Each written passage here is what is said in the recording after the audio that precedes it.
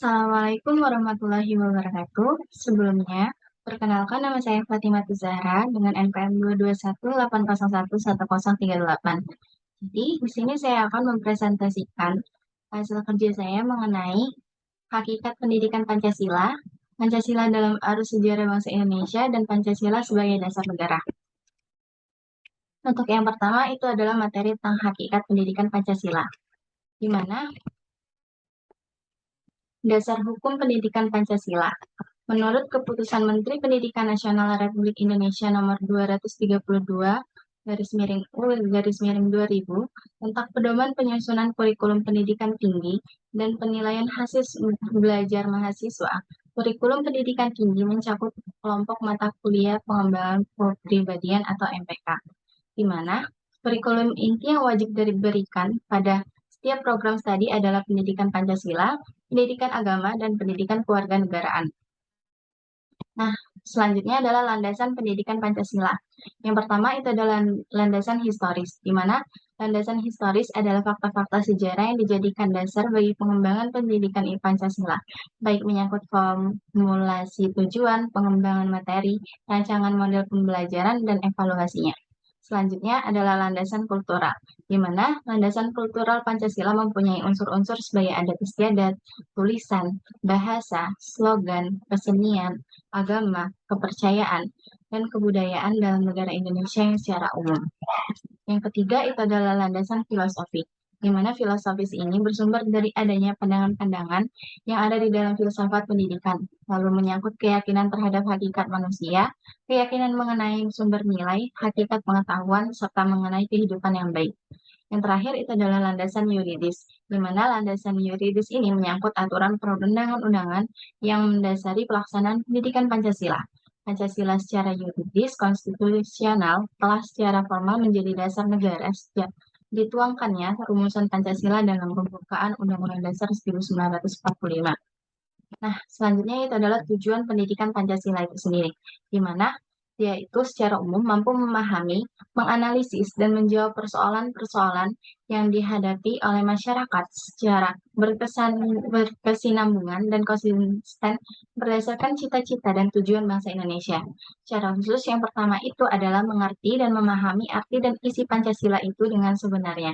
Yang kedua adalah menghargai dan mengamalkan segala kebajikan dengan sebaik-baiknya. Yang ketiga adalah mengamankan dan menyelamatkan Pancasila dari setiap usaha yang hendak merongrong atau menggantinya. Yang terakhir itu adalah mengerti dan memahami Pancasila yang benar, berarti mengkaji hakikat Pancasila itu sendiri. Nah, materi yang kedua ini adalah Pancasila dalam arus sejarah bangsa Indonesia. Jadi, yang pertama itu adalah sebelum kedatangan bangsa Barat atau bangsa asing, di mana sebelum kedatangan bangsa Barat, bangsa Indonesia hidup dalam suasana damai, bersifat saling tolong-menolong, bermusyawarah dalam terwujudnya kondisi kehidupan yang aman, tentram, dan sejahtera dalam suasana kekeluargaannya. Dalam bidang kepercayaan sendiri, sejak dahulu kala bangsa Indonesia telah mengenal Tuhan meskipun dalam konsepsi yang berbeda-beda, seperti adanya kepercayaan upacara-upacara pemujaan terhadap roh nenek moyang. Di samping itu, juga menganut kepercayaan animisme dan dinamisme. Selanjutnya, bangsa Indonesia juga hidup dalam suasana masyarakat serta tata negara yang teratur dalam bentuk negara senusa seperti Kutai, Tarumanegara, Kalingga, Singosari, Mataram, Pajajaran, Samudra Pasai, dan Demak, serta negara-negara antarnusa seperti Kedatuan, Sriwijaya, dan Keprabuan Majapahit. Nah, dalam sejarah, Indonesia sendiri itu terbagi menjadi 3 tahap. Yang pertama itu adalah zaman Sriwijaya, di mana zaman Sriwijaya ini terjadi di bawah Wangsa Shailendra atau tahun 600 sampai 400 yang bercirikan kedatuan. Yang kedua itu adalah zaman Majapahit, di mana negara kebangsaan zaman Majapahit ini terjadi di tahun 1293 sampai 1525 yang bercirikan keprabuan. Yang terakhir itu adalah negara kebangsaan modern, di mana ini yang kita rasakan saat sekarang, yaitu negara Indonesia merdeka. Sekarang negara proklamasi 17 Agustus 1945. Selanjutnya adalah penjajahan bahasa asing. Yang pertama oleh Portugis. Di penjajahan Portugis itu terjadi perlawanan rakyat Maluku atau yang dipimpin oleh Raja Balboa Nah, setelah Raja Ternate mengizinkan orang-orang Portugis ini mendirikan benteng di Ternate, Portugis memilih hak monopoli perdagangan rempah-rempah. Adanya perjanjian dengan Portugis menyebabkan para petani cengkeh di Maluku sangat tertekan karena mereka harus menjual hasil rempah-rempahnya kepada Portugis. Dalam situasi yang sangat tidak menguntungkan itulah akhirnya timbul permusuhan antara rakyat Maluku dengan Portugis. Nah, yang kedua ini adalah penjajahan oleh Belanda. Yang pertama, itu terjadi tahun 1596 dipimpin oleh Cornelis de Houtman, di mana pada tahun 1596 ini kapal Belanda sampai di pelabuhan Banten. Pihak Belanda meminta agar Banten memberikan sejumlah besar lada di luar kemampuannya untuk membayar. Akibatnya timbul perselisihan antara pihak Belanda dengan Banten. Puncak dari perselisihan tersebut, semua kapal dagang Belanda diperintahkan meninggalkan, sekaligus dilarang datang dan berdagang di Banten. Nah, masih di penjajahan Belanda, yang kedua itu adalah terjadi David at Imper, di mana di daerah Sulawesi Selatan yang dipimpin oleh Raja Goa atau Hasanuddin bermusuhan dengan Raja Bone atau Arupalaka pada tahun 1689. Yang kedua terjadi di Banten oleh Sultan Ageng Tirtayasa yang bermusuhan dengan Sultan Haji pada tahun 1683. Yang terakhir itu adalah penjajahan oleh Jepang. Kekejaman Jepang tidak melemahkan semangat. Justru para tokoh-tokoh bangsa Indonesia memupuk kesadaran dan segera mengupayakan gerakan-gerakan perlawanan yang dapat mempercepat perginya Jepang dari tanah air, seperti perlawanan rakyat Aceh yang dipimpin oleh Tengku Abdul Jalil sekitar dalam November 1942, perlawanan rakyat Sukamana yang dipimpin oleh Kiai Haji Zainal Mustafa, dan perlawanan tentara sukarela Peta di Blitar yang dipimpin oleh Soepriyadi, Muradi, Suprarjono, Sunarto, Sudarmono, dan Dr. Ismail sekitar bulan Februari 1945. Namun ternyata semuanya itu ditindak tegas dan kejam oleh Jepang dengan membentuk Gerakan 3A, Pusat Tenaga Rakyat atau Putra, Tenaga Sukarela Pembela Tanah Air atau Tentara Peta. Nah, yaitu selanjutnya adalah kebangkitan nasional, di mana Indonesia bergejolaklah kebangkitan akan kesadaran bangsa, yaitu kebangkitan nasional pada tahun 1908 dengan dimulainya berdiri organisasi modern hingga pada 17 Agustus 1945. Dikatakan masa kebangkitan nasional karena pada masa itu muncullah kesadaran nasional berbangsa atau Indonesia, kesadaran untuk bersatu, membentuk, dan mempunyai negara yang merdeka dan berdaulat berdasarkan perjuangan dengan melihat pada pengamalan masa lalu. Nah, adalah organisasi-organisasi yang dibentuk dalam masa kebangkitan nasional itu.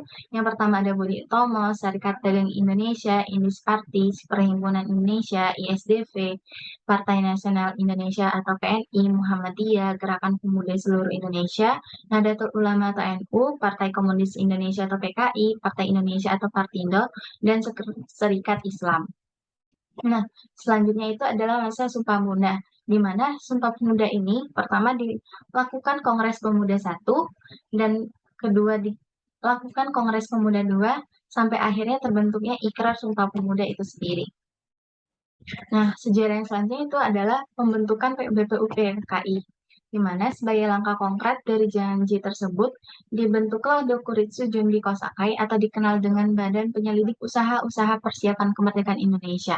Badan ini salah satu badan yang berperan penting dalam sejarah singkat hari lahir Pancasila. BPUPKI dibentuk dengan tujuan untuk menyelidiki hal-hal penting berkaitan dengan kemerdekaan Indonesia, sekaligus menyiapkan rencana kemerdekaan juga. Dalam menjalankan perannya, BPUPKI menggelar rapat atau sidang sebanyak beberapa kali atau 2 kali sidang besar tepatnya. Sidang pertama yaitu pada 29 sampai 1 Juni 1945, yang dimana salah satu agenda yang dibahas adalah perihal dasar negara Indonesia. Nah, tokoh-tokoh yang mengusulkan dasar negara itu sendiri, yang pertama itu ada Muhammad Yamin pada 29 Mei 1945, di mana yang pertama itu adalah usulan peri kebangsaan, peri kemanusiaan, peri ketuhanan, peri kerakyatan, dan kesejahteraan rakyat. Yang kedua itu adalah Supomo, yaitu pada tanggal 30 Mei 1945, di mana isinya yaitu adalah persatuan, kekeluargaan, mufakat atau demokrasi, musyawarah, dan keadilan sosial.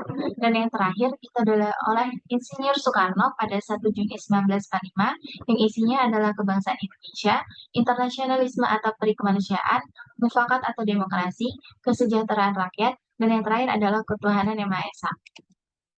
Nah, selanjutnya yaitu dikarenakan belumnya usainya pembahasan dalam sidang, diputuskan untuk membentuk sebuah komite untuk menyelesaikan perselisihan yang ada dalam sidang. Komite ini kemudian dikenal dengan sebutan Panitia 9. Sembilan tokoh inilah yang akhirnya menyelesaikan pembahasan mengenai dasar-dasar negara, termasuk juga Pancasila yang mana menjadi bagian penting dari sejarah singkat lahir Pancasila. Pembahasan dasar negara ini selesai pada tanggal 22 Juni 1945 yang kemudian dikenal dengan sebutan Piagam Jakarta atau Jakarta Charter, di mana anggota-anggota dari Panitia 9 sendiri adalah Soekarno, Muhammad Hatta, Ahmad Subarjo, Muhammad Yamin, Wahid Hashim, Abdul Qahar Muzakir, Adi Sujono, Haji Agus Salim, dan A.A. Maranis. Nah, selanjutnya itu adalah pembentukan PKI, di mana karena Pancasila ini akhirnya baru benar-benar disahkan pada tanggal 18 Agustus 1945 atau sehari setelah proklamasi kemerdekaan Indonesia oleh PPKI. Pancasila yang disahkan pada hari tersebut ialah yang isinya kita kenal sekarang sesuai dengan usulan Insinyur Soekarno, yaitu dengan direvisinya sila pertama menjadi ketuhanan yang Maha Esa. Materi yang terakhir itu adalah Pancasila sebagai dasar negara, di mana Pancasila sebagai dasar negara berarti setiap sendi-sendi ketatanegaraan pada negara Republik Indonesia harus berlandaskan pada nilai-nilai Pancasila. Artinya, Pancasila harus senantiasa menjadi ruh atau power yang menjiwai kegiatan dalam membentuk negara. Pancasila sebagai dasar negara terdapat dalam susunan pembukaan Undang-Undang Dasar 1945 alinea keempat, di mana fungsi dan kedudukan Pancasila sendiri adalah Pancasila sebagai dasar negara merupakan sumber dari segala sumber hukum. Pancasila adalah asas tertib hukum Indonesia dalam pembukaan Undang-Undang Dasar 1945, dan hal ini dijabarkan dalam 4 pokok pikiran sebagai cita-cita hukum dasar negara, yaitu hukum tertulis maupun hukum tidak tertulis. Yang keempat itu adalah Pancasila memiliki norma yang mengharuskan pemerintahan dan golongan memegang teguh cita-cita moral rakyat yang luhur. Dan yang terakhir adalah sebagai sumber penyelenggaraan negara. Nah, yang terakhir itu adalah tentang permasalahan yang terjadi, di mana banyaknya ideologi alternatif melalui media informasi yang mudah dijangkau oleh seluruh anak bangsa seperti radikalisme, ekstremisme, konsumerisme. Hal tersebut juga membuat masyarakat mengalami penurunan intensitas pembelajaran Pancasila dan juga kurang efektifnya serta daya tarik pembelajaran Pancasila. Yang keduanya itu adalah adanya eksklusifisme sosial yang terkait derasnya arus globalisasi yang mengarah kepada menguatnya kecenderungan politisasi identitas, gejala polarisasi dan fragmentasi sosial yang berbasis sara. Dan solusinya adalah memanfaatkan kemajuan teknologi yang menarik bagi generasi muda dan masyarakat dalam hal positif tentunya. Yang kedua adalah membumikan nilai-nilai Pancasila melalui pendidikan dan atau pembelajaran berkesinambungan yang berkelanjutan di semua lini dan wilayah. Mungkin itu saja materi dari saya. Sekian dari saya ucapkan terima kasih. Assalamualaikum warahmatullahi wabarakatuh.